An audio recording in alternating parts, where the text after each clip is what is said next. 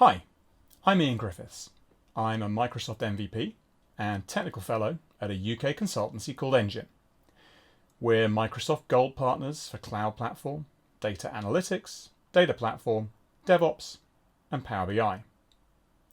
This talk is about data exploration and experimentation with notebooks in Azure. So to start with, I'm just going to look at the what and why of notebooks. Some of you will already be familiar with this, but for those of you who aren't, I think it's well worth taking a look at exactly what we mean by a notebook experience and why it might be interesting. So what exactly is a notebook? It's a very simple thing. It is a mixture of some text, some code, and potentially some graphics, some visualizations. So why is that interesting?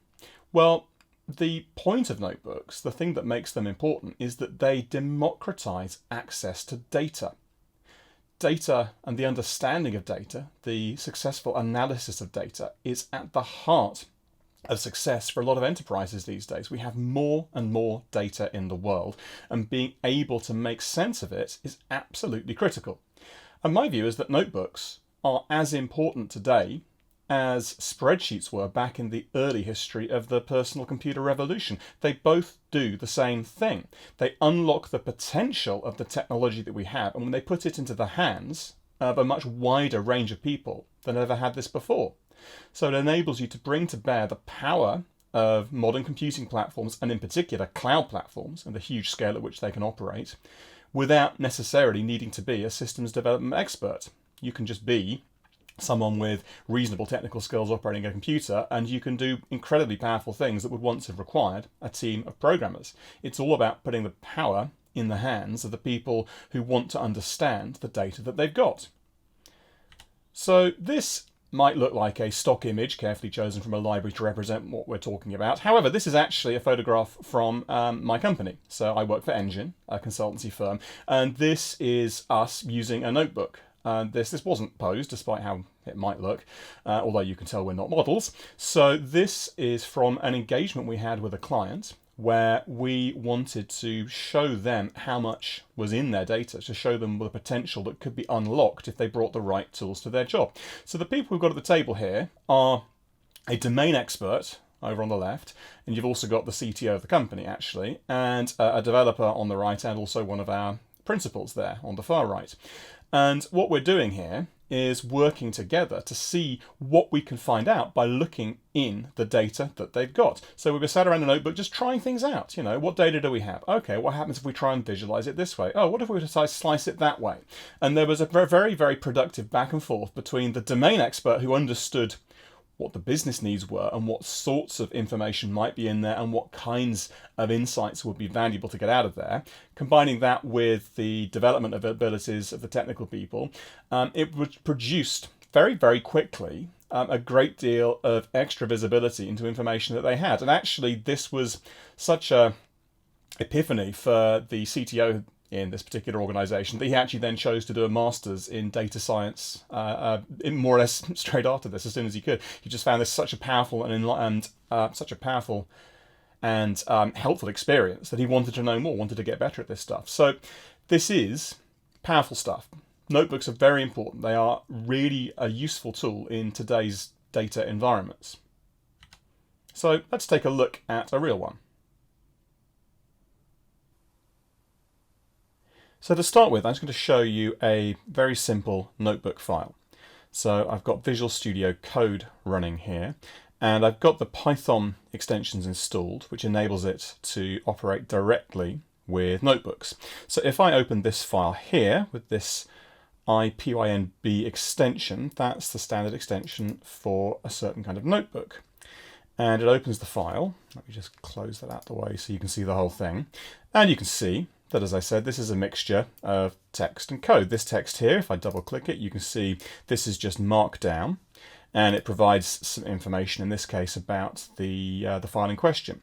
So the example I got here is your classic armchair epidemiologist. So maybe you've been following the news about coronavirus infections and want to know whether something that a politician said was quite right.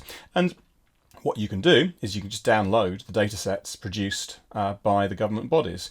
I've downloaded something from the UK's Office of National Statistics here, and I'm using a notebook just to dig around in it. So I'm just going to run the whole thing because you can see there's some code here. So this is Python code, and just to go straight to the punchline, I'm going to run the whole thing. So if I click this run all cells thing, you can see this little star start to appear. It's actually running the code, and if I scroll down to the bottom, you can see that it has printed out some of the data.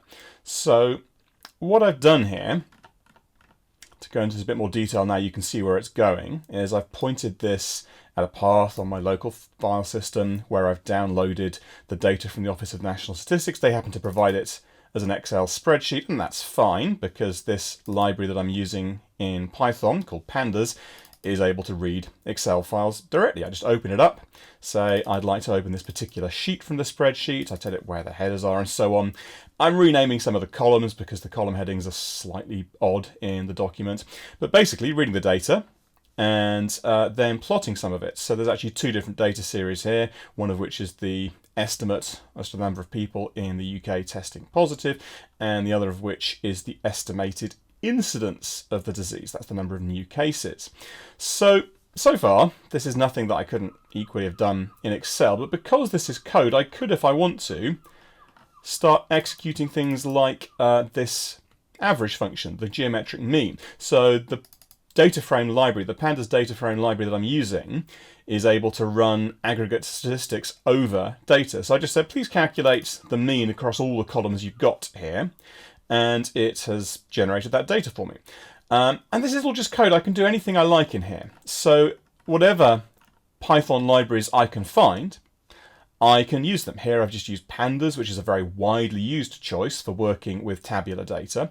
But there are other options, and people do things like machine learning or image recognition.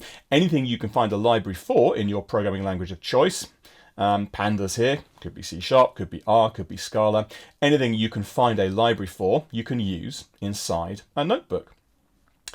By the way, the notebook experience that VS Code offers lets me poke around in things. If I click on this button here, I can take a look at all the variables that have been created. So here are the two data frame objects that I've used to load data out of the Excel spreadsheet. So if I click on this, I can actually see the raw data as it appears inside that. This is what I'm operating on when I invoke those methods.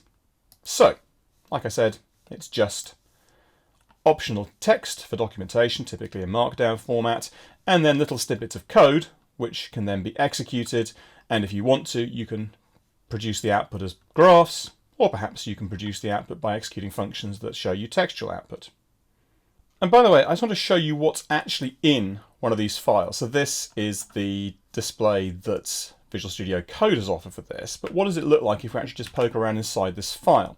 If you try and open it in source code mode, Visual Studio Code just reverts back to this notebook viewer. So I'm going to do this from the command line. If I just show the contents of this file, let me scroll back up there, you can see that it's just a JSON file.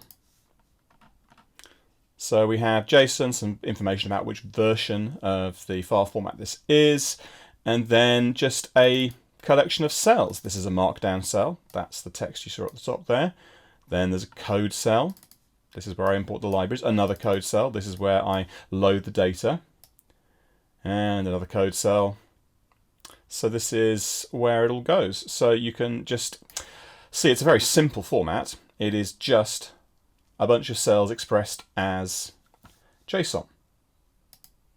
And then we have a viewer app. In this case, Visual Studio Code, but it could be something else which shows the contents.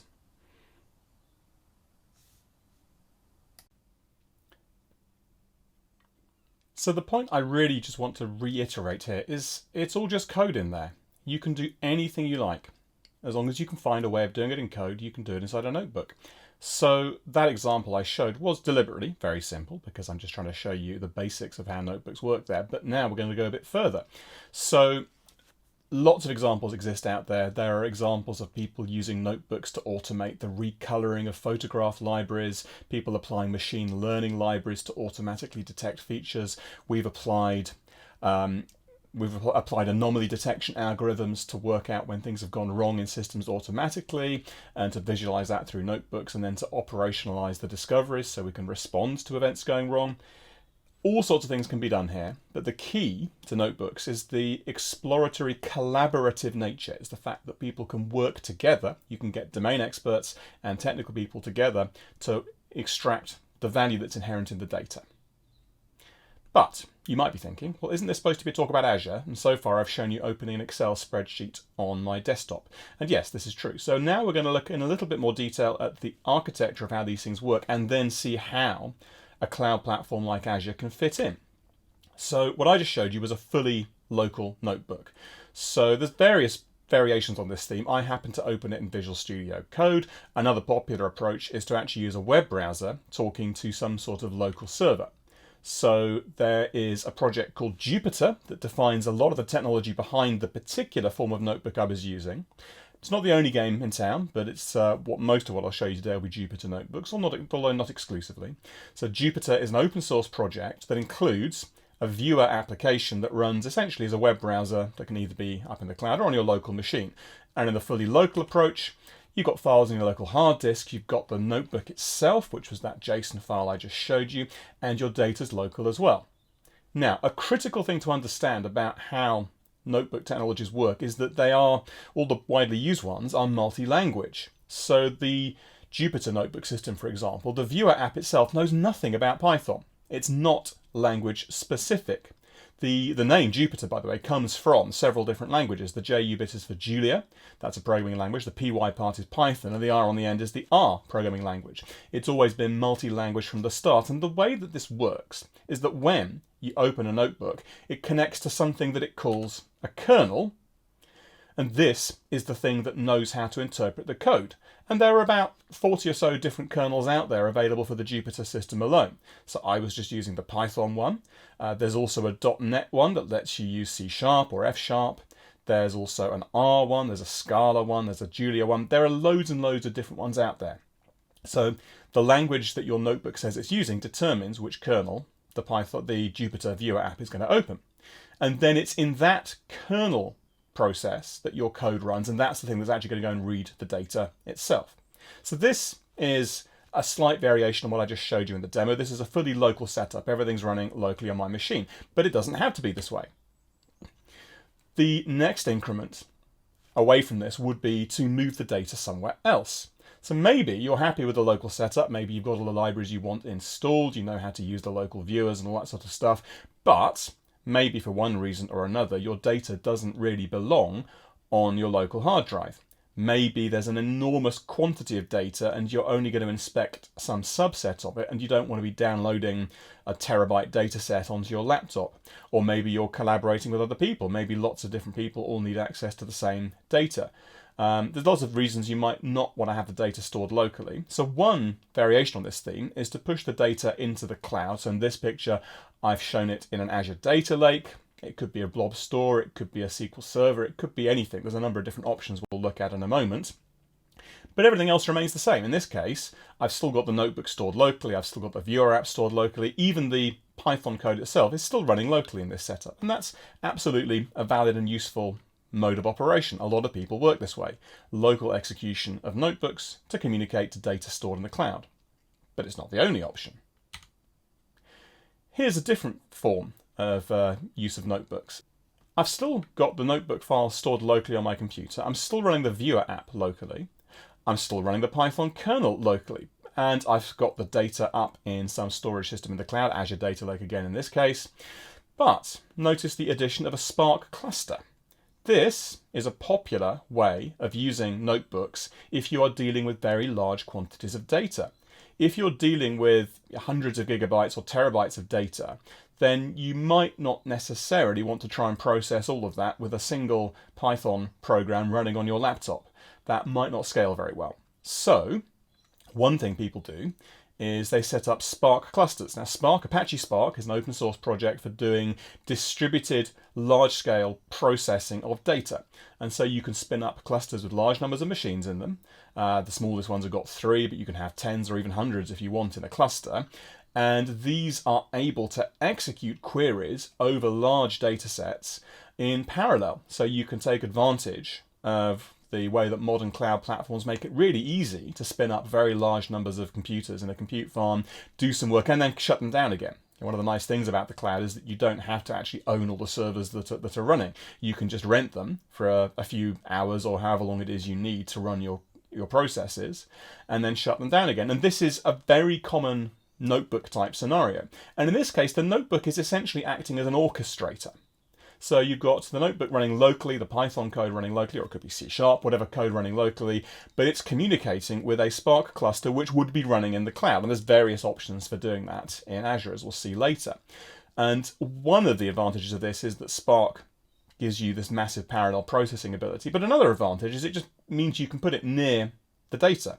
If you're storing your data in Azure, then it might make sense to process the data in Azure as well, to have the actual computations that perform your work done in the same basic geographic region, possibly the same data center, certainly nearby, makes more sense than trying to get all the data down a domestic broadband connection if we're all working from home these days. So one of the benefits of this model here is simply just co-location of compute and data.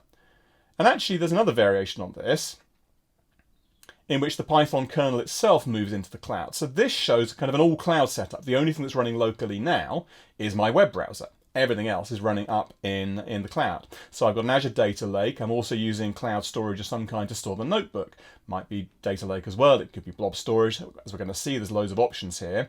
And something is actually hosting the notebook application itself in the cloud. So the only local piece is the web browser that's looking at it all. And even the kernel itself runs in the cloud. Now in this diagram I've shown a Spark cluster, but actually you might not need one. You might say, well, it's enough to have the kernel that's executing the code in the cells in my notebook to be running up in the data center, because there it's got the quick access, the direct access and high bandwidth, low latency connection to my data store, then that's actually good enough. I don't necessarily need a Spark cluster. For some jobs you will. If you're processing multiple terabytes of data, then something like a Spark cluster might well be worthwhile. But if you're just dealing with, gigabytes of data, then maybe that's overkill. Maybe just having the Python kernel, or whichever kernel you're using, nearby to your data store is good enough. So the advantage of moving everything into the cloud, including all the compute, is that you get better performance and potentially better scalability.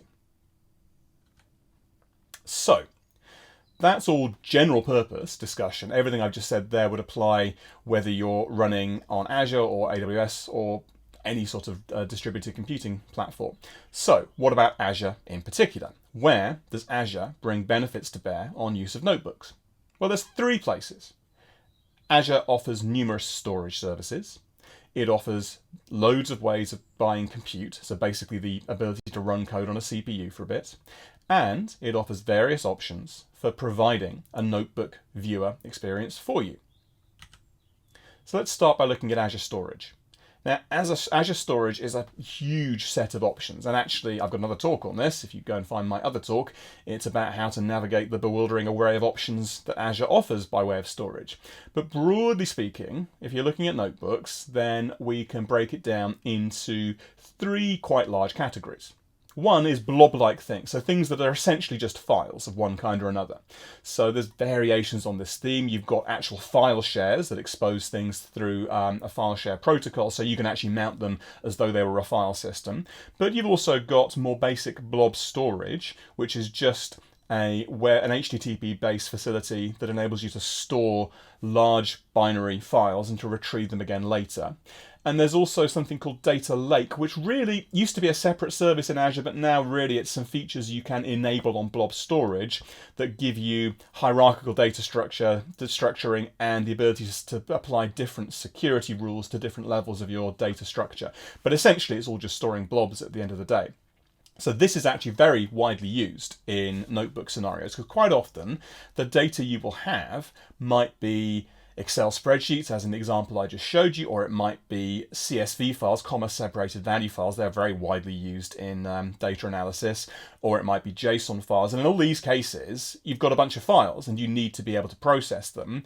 And so blob type storage is perfect for that. And that's very well supported in Azure. There's loads of options there. We'll look at an example of this in a minute. But there are other options. It might be that for one reason or another, you've got your data in a relational database. And Azure offers several different ways of doing that. There's Azure SQL, which is basically the hosted version of Microsoft's SQL Server, running as a platform as a service offering up in the cloud. But they also support other systems. So they provide hosted MySQL or PostgreSQL. So those are options as well. And another alternative is other kinds of structured storage. So it's database technologies that are not old school relational databases, but which are a bit more structured than just plain file storage. So you have things like Cosmos DB, which you can upload JSON documents into, and it's then able to dynamically infer the schema of these things and index over them. So you get a degree of the sorts of things you'd be used to with a relational database, but with the freedom that you get with just a plain JSON document store. There are key value stores available. Actually, Cosmos DB has a mode for working with that as well. There are table stores. So Azure Storage offers a very simple but high volume and high bandwidth table storage mechanism. Actually, Cosmos DB offers that as well. And there's Redis cache. There's lots of ways you can store this. So there's various kinds of semi-structured storage options available in Azure.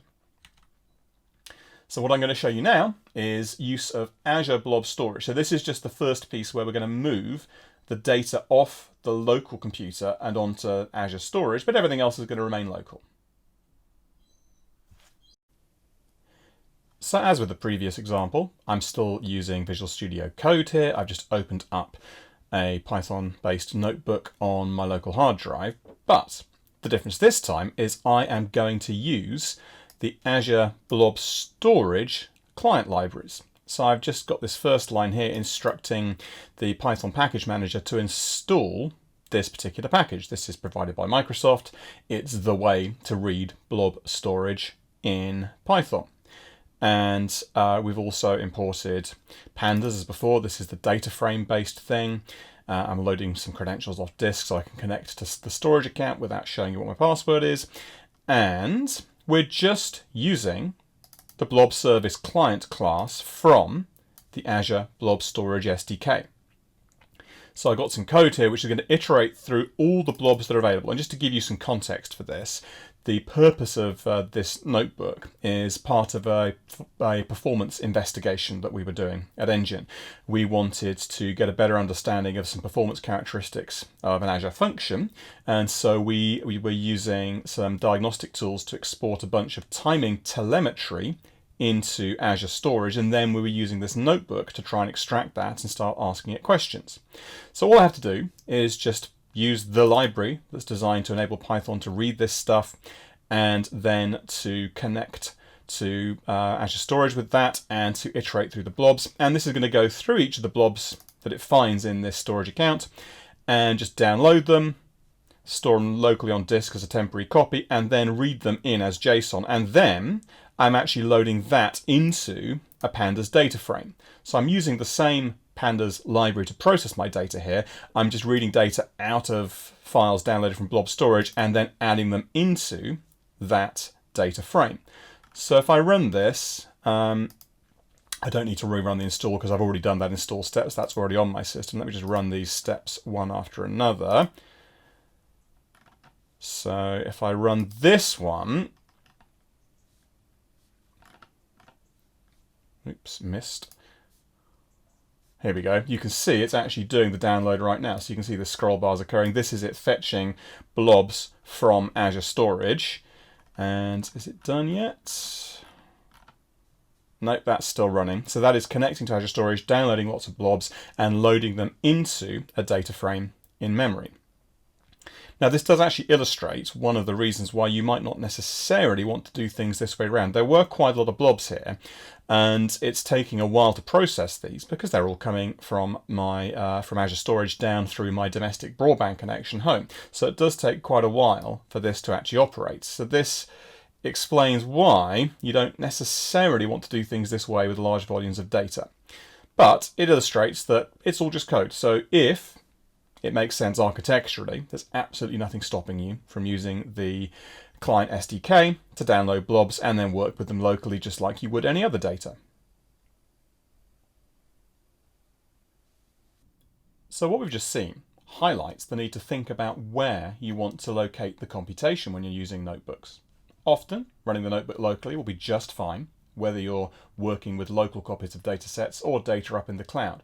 But if you're dealing with large volumes of data, or maybe even just large numbers of individual files with the data scattered across them, then the approach of running the kernel locally might not be such a good idea. So now we're going to look at some of the options that Azure offers for hosting the compute aspect of the notebook methodology in the cloud.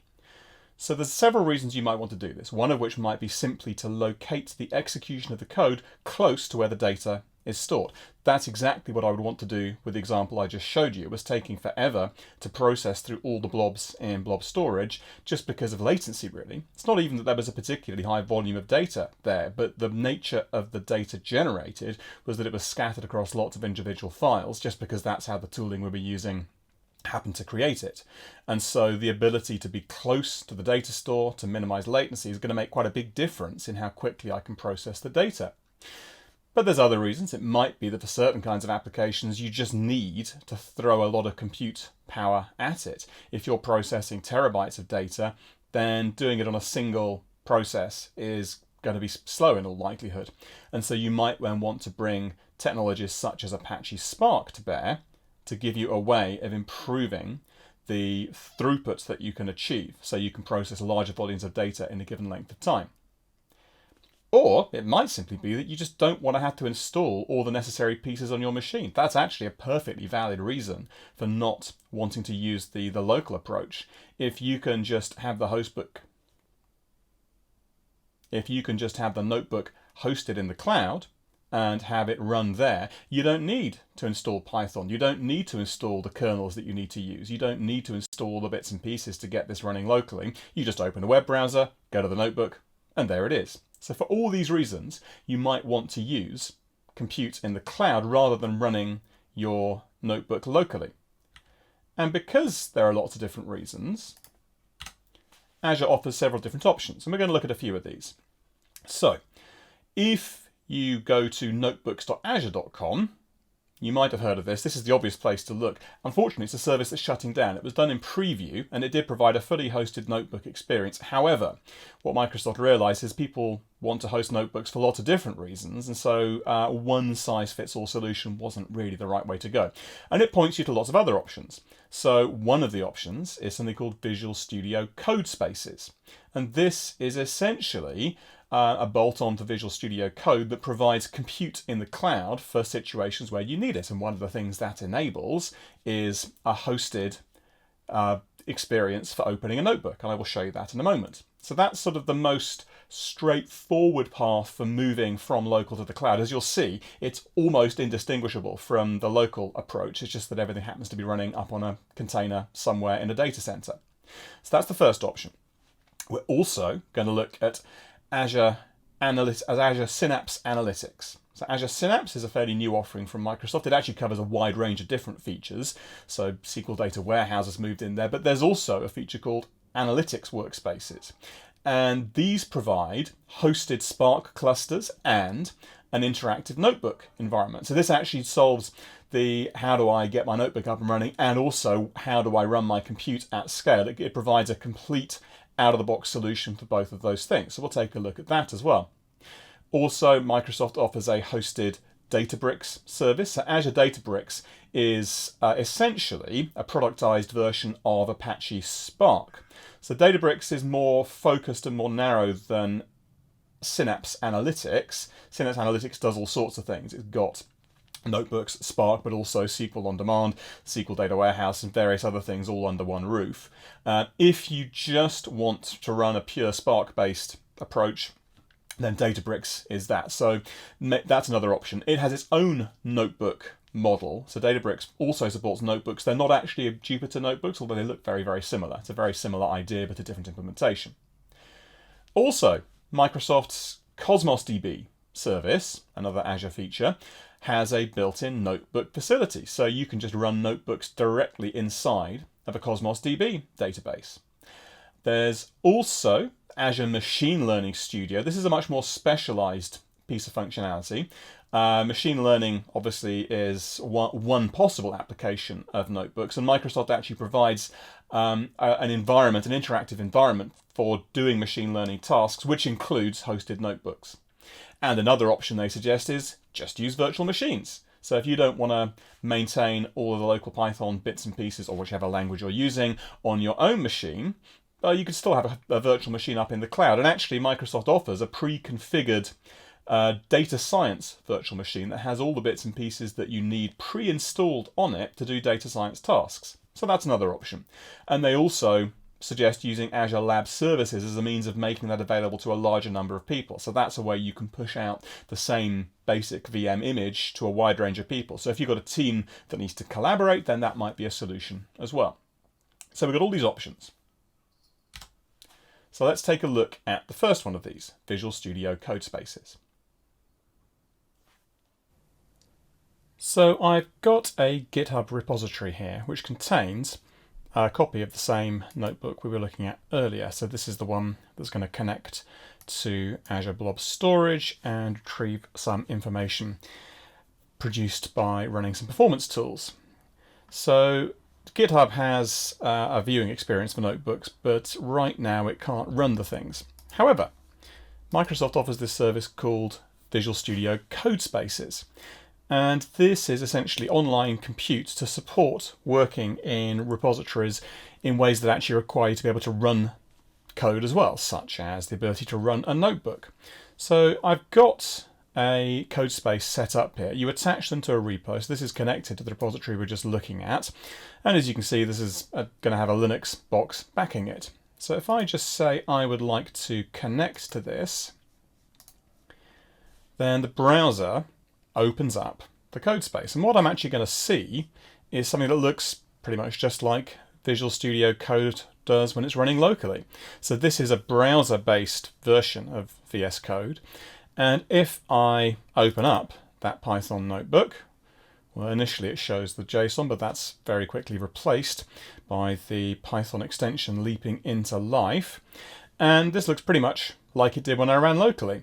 So it's the same thing as before. I'm going to install the Blob Storage API. I'm going to bring in some namespace, some libraries, and just start running through this. So if I just run this, then you can see it starts to run. Now actually I've run this before in this code space, so the storage library is already present, and it's already blasted through all of this and has got as far as the code that's actually downloading the blobs. And you can see that's already finished fetching all those ones to start with, which is noticeably quicker than it managed it when running locally, which is exactly what you'd expect because the Python kernel is now running up in a container somewhere in Azure. So you can see I've got a bash prompt here. So one of these processes is going to be the kernel that's actually running my code. I'm not going to dig into which, but basically this is how it all works. So this gives us some of the benefits of co-location. Now, there's actually quite a lot of data in this particular example data set. So in this case, it's not given us instantaneous performance because this second set of messages I'm churning through is actually quite a lot bigger. So maybe we need to do more. But in cases where just being co-located with your data, having the Python kernel running up in the Azure data center and having your files stored up in Azure as well, this can be a pretty good way of doing things because it's a very, very similar experience to what you get when you're running Visual Studio Code locally. It's just that the kernel's now running in the cloud rather than running on your desktop. So there I'd moved all of the compute into the cloud, but I'm still basically just using a single Python kernel to run all of the work. But what if I want to do something that can scale out a bit more? What if I want to be able to run my queries on a Spark cluster so that I can process data at a higher throughput by exploiting a larger number of cores? Well, we're going to look now at one way of doing that, which is to use Azure Synapse workspaces. So I've got the Azure portal open here, and you can see here various resources. That's actually the Codespaces plan that backed up the compute for the previous demo. But down here, we've got various things related to performance analysis using Azure Synapse. And that's what I'm going to show you. But before we look at Synapse itself, I just want to show you the actual data we're going to be looking at. So I've got a storage account here. So this is an Azure Storage account configured with the data lake features switched on. And if we go into this, I can look at the Blob containers. I'm going to look in there. And the way we're using this is that for each test run that we do when we're analyzing the performance of the system we're looking at here, we create a new container here. So the basic goal here is to try and understand how the performance characteristics of some services we're working on change as we adjust various aspects of the system. And for each different configuration, we create a new container. If I look inside one of these, you can see that within each container, we have a folder for each of the service instances we spin up. So this actually had 10 services running, one folder for each. And if I look inside any of these, you'll see a certain folder structure. And this is what Azure Application Insights produces for me. So with Application Insights, that's a monitoring and diagnostics system that Microsoft provides in Azure. And you can configure it to export all of the data it collects into a blob store or a data lake like this. And so it's broken it down by type of information. So we've got performance metrics, performance counters, requests. And if we look in here, you can see it's broken down by date, and then within that by hour. So this particular test spanned 3 hours on the clock, although this one started quite late towards the end of 1 hour, ran all the way through this middle hour, and there's some more at the end. And it spits out a variable number of blobs in here. If we look at one of these, you can see that each blob is actually JSON. Some of them contain a single JSON object, some of these will actually contain more than one, and this contains all of the information that Application Insights has collected regarding a particular request in this case. So there's quite a lot of these, and sometimes there's more than one in the file, so they need a certain amount of massaging to get them into a uniform structure that we can start to process using the tools available to us in our notebook. So I just wanted you to see that before we look at how the processing works, because it's this sort of structure that caused us the slowdown when trying to process the things with a single kernel. This is exactly the sort of data structure where it's useful to parallelize the processing. Now, this is not big data, we're talking relatively small amounts of data, but even with this, just the number of files means that Spark actually has something to offer here. So Spark, Apache Spark, is a platform for doing parallelized data processing, and you can scale out across anything between 3 servers and as many as you care to spend on, really. So let's take a look at that. We're going to use Apache Spark now through the Synapse workspace feature. So Azure Synapse is quite a broad set of features, actually. It covers quite a lot of different bases. Several different things have been moved under this brand, but the particular bit we're going to look at is the analytics feature, which, amongst other things, gives us wrappers on top of Apache Spark. So let's take a look at this. If I go to the settings of my workspace that I've created here, well, first of all, let's look at the services we've got access to. So there's a connection to the SQL Data Warehouse. We're not going to use that in this particular demo, but there's also a connection to an Azure Data Lake store, and this is the exact same storage account we were just looking at in the portal just a minute ago. So this is the default store that is being used by this workspace. You can attach as many different sources as you like, but the significance of the default one is it just works when you use it. You don't need to specify which store you want. You don't need to provide the credentials. That's all handled for you by the environment. So we've got access to that data lake, and also there is an Apache Spark pool.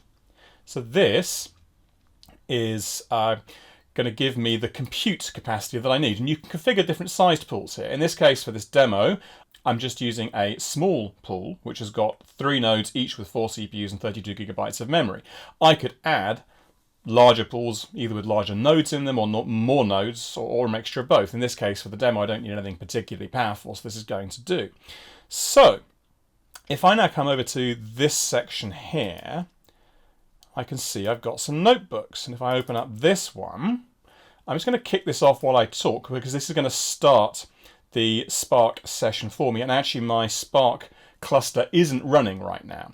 So, but now let me talk about what you can see here. So this is a notebook, as with all the other ones we've looked at so far. It's a mixture of data and text, and it can contain graphics as well with visualizations. So this is just Markdown once again. If I double click that, you can see the Markdown editor. It's a slightly different user interface from the one we saw before. So this is not just a wrapper around the Jupyter Notebook stuff. This is a UI specific to Azure Synapse, but it is essentially still basically a notebook style approach. Now, with this, rather than having a Jupyter server and a straightforward kernel, everything runs in a Spark cluster. So this is going to be attached to the Get Started Spark cluster I just showed you. That's the small one with 3 nodes, each with 4 CPUs and 32 gigs of memory. You can say which particular cluster you'd like to run on. That's grayed out, by the way, because it's now starting the session. I've already told it that's the one to use. So until it's done starting this, that's going to remain grayed out. So one of the nice things about analytics is it can start these things up on demand for you, and it will automatically shut them down as you stop using them, unless you tell it not to. You can tell it to leave the things running. But if you're doing ad hoc analysis and then you disappear off for lunch or go home and forget to shut the thing down, it doesn't cost you too much money because it will auto close down once it's done. And the cluster is going to be the place that hosts the Python kernel that's going to execute this, all the cells in this particular notebook, and it's also going to host the Spark elements that actually execute the query, and it's going to be able to parallelize that execution across the nodes in the cluster. So we should see somewhat better performance. It's not going to be massively better because I've only got 3 machines in the cluster, and actually the way these things work is what one of those gets configured to be the head node that orchestrates everything. So it will basically, I should only see maybe a doubling in speed, maybe a bit more, because they're reasonably okay machines, even though they're normally the small ones. So once this is started up, you will see this start to run, and it will show the execution time, and it's going to look very similar to the experience that we're used to. So I'm just going to use the magic of video editing to pause this for a moment, and we will come back once the thing's started up. And there it goes. So that took a whole 2 minutes and 57 seconds to run this very simple code, because most of that time was actually waiting for the Spark session to start. If I run it again, a little bit more respectable, slightly over half a second. So I'm going to run the whole lot now. So this will start to run. And this is basically doing similar work to the previous one. I'm using the Spark client library to read the JSON, and this actually knows how to read across multiple blobs.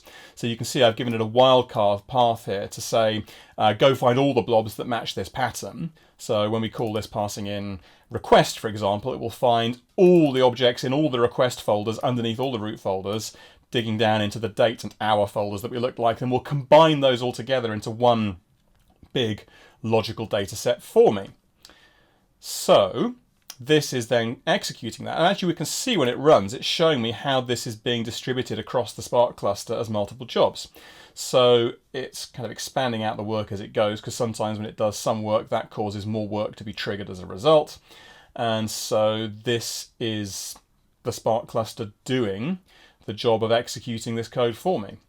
So in a minute that will be completed, and then if we look a little further down, you'll see what we're going to be doing. This is going to print out the amount of data that's in there, and eventually this is going to print out a couple of graphs, and I'll be able to show you what it is we're actually looking to analyze.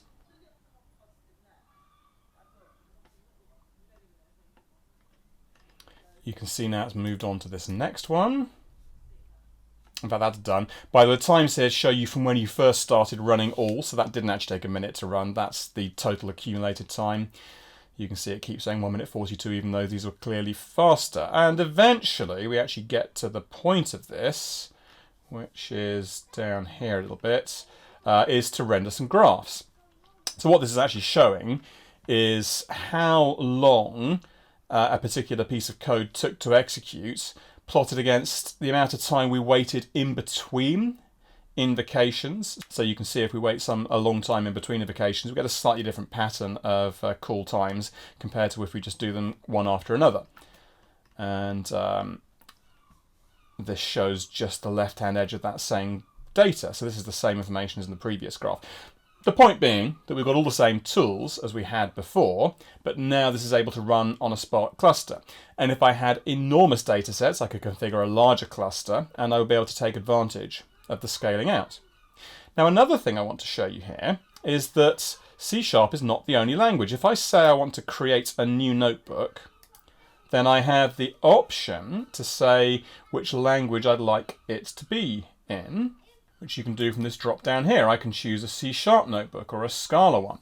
And in fact, I've already got a notebook that's written in this language. So if I discard that, this is basically the same work as you saw in Python, but done in C#. Because, as I said, notebooks are a multi-language technology. The basic idea is you have different kernels that support different languages. So there we have it. You've now seen the full range from running with both the notebook file and the data files stored locally on my local hard drive, along with the UI being hosted on my machine, through to moving some of the data files out into Azure hosted storage, and then moving the kernel itself, so the execution ran on Azure, all the way through to a completely hosted solution where we had a Spark cluster hosting our kernel and also running our queries for us, and a hosted UI provided, in this case, by Azure Synapse. There are similar approaches available. Cosmos DB can also give you a hosted notebook, and so can Databricks. So depending on exactly what your storage and compute requirements are, there's several different ways of doing this, but they all boil down to the same theme. Notebooks provide us with a great way of exploring data collaboratively and just poking around in things in an experimental fashion to see what your data has to offer. So thank you very much for listening.